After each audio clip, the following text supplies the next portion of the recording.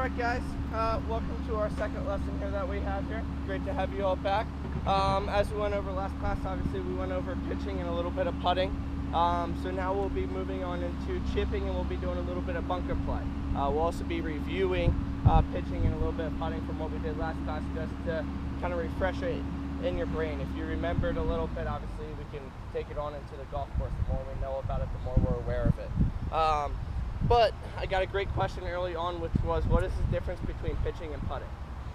Pitching and chipping. Pitching and chipping, great. Pitching and chipping, which is, the main difference is the chip has more of a rollout. So, a chip would be a great idea for what I always like as a chip is grab whatever club you want to hit where the ball will land a foot on the green and release to the hole. So whatever you have, whatever club that is, even if it's a sand wedge, grab a sand wedge. If that sand wedge is going to land it a foot on the green and release to the hole, that's okay. That's what we wanted to do. The pitch is a shot, as we went over last class, that goes just a little bit higher and a little bit softer. It's also generally a little bit further of a golf shot. So as we move a little bit further, like we were hitting those 30, those 40-yard shots, those were little pitches we were hitting into the green. Where the chips would be if we're like we are here, right around the green, hitting that shot, landing it a foot on the green, and releasing it all the way to the hole. So that is the difference for what we have. The techniques are very similar between the two, which last class we went over.